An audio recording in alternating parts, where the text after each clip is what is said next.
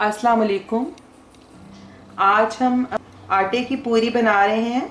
तो बहुत सॉफ्ट और बहुत फूली हुई फ्लफ़ी पूरी बनेगी। तो इसके लिए हमें जिन जिन चीज़ों की ज़रूरत है वो कुछ इस तरह है। मैंने आटा लिया है 2.5 कप और ग्राम्स में तकरीबन ये 400 ग्राम है। और मैंने मैदा लिया है ऑल पर्पज़ फ्लोर आधा कप और इसमें मिक्स कर लूँगी। आप चाहें तो बिल्कुल 3 कप आटे की भी आप पूरी बना सकते हैं। 3/4 टीस्पून मैंने सॉल्ट लिया है वो इसमें ऐड कर दूंगी और 1 टेबलस्पून हमने ऑयल लिया है जिससे पूरी बहुत सॉफ्ट बनेगी। तो पहले इन सब चीज़ों को मिक्स कर देती हूँ और अब इसमें ऑयल ऐड करूँगी।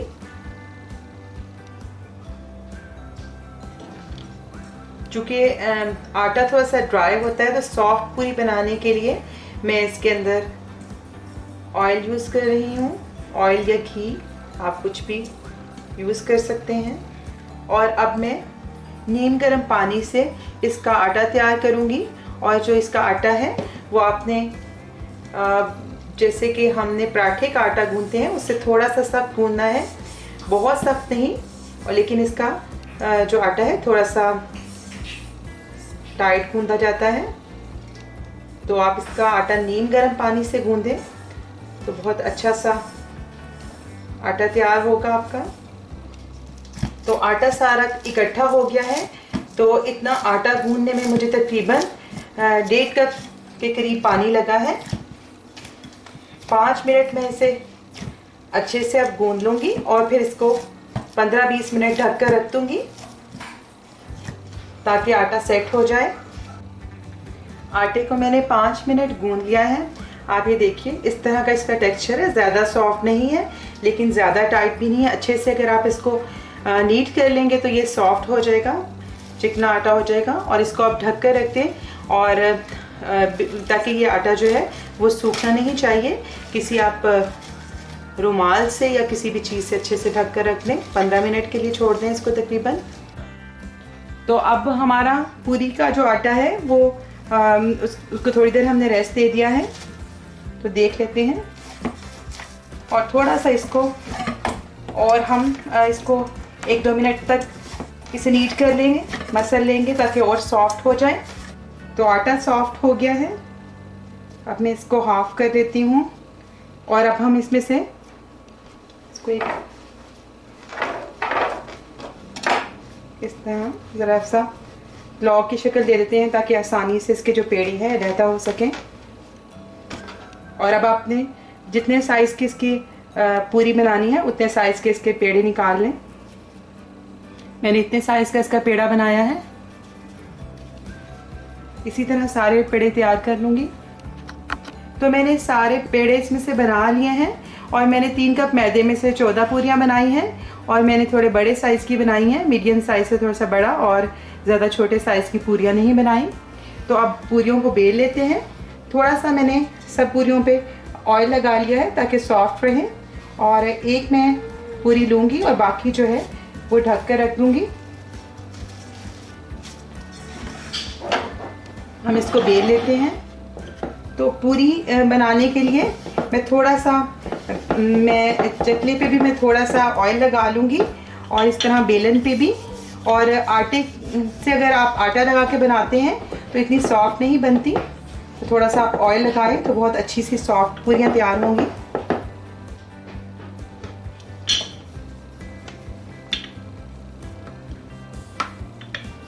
तो पूरी को हम बराबर बेल लेंगे और किनारों से भी उस पतली होनी चाहिए बराबर की, इसी तरह जिस तरह दरमियान से। तो अगर किनारे मोटे होंगे और दरमियान से पतली होगी तो फिर अच्छी पूरी नहीं बनेगी। आप इस पूरी की मोटाई देख सकते हैं, ना बहुत ज़्यादा ये पतली है ना बहुत ज़्यादा मोटी। तो कुछ और इसी तरह मैं पहले पूरियाँ बेल लूँगी और फिर हम फ्राई करेंगे। तो मैंने कढ़ाई में ऑयल डाल के गरम कर लिया है और चेक कर लेती हूँ। ऑयल अच्छा गरम होना चाहिए। तो ऑयल अच्छा गरम हो गया है। फ्लेम अब मैं लो कर दूंगी क्योंकि ऑयल अच्छे से गरम हो गया है। बहुत ज़्यादा भी अगर हम हाई पे रखेंगे तो फिर फ़ौरन ही पूरी जल जाएगी। तो अब हम ऑयल में पूरी डाल देते हैं। और कपकीर की मदद से इसको थोड़ा सा दबाएंगे।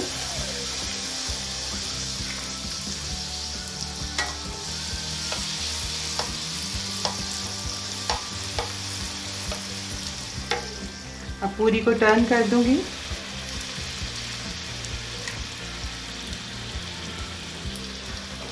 तो बहुत जल्दी, सिर्फ चंद सेकंड में आपकी जो पूरी है वो तैयार हो जाती है।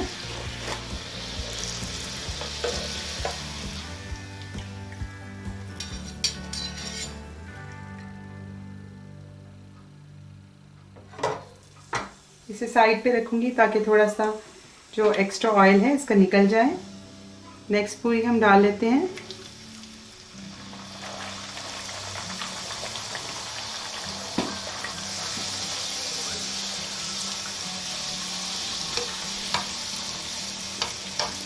आप ये देखिए कि आप इस तरह से बनाएंगे तो आपकी सारी पूरियां बहुत अच्छी फ्लफी फुली हुई बनेगी।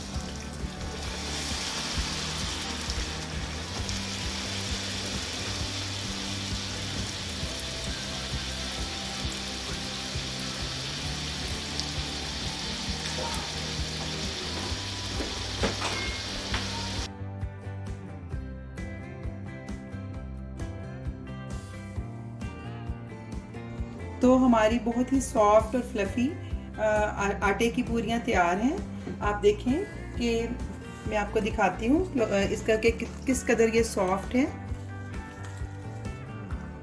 और बहुत ही क्रिस्पी। तो आप भी इस रेसिपी को ट्राई करें, आपको भी पसंद आएगी। आइंदा आपके साथ किसी नई रेसिपी के साथ फिर मुलाकात होगी। उस वक्त तक के लिए अल्लाह हाफिज़।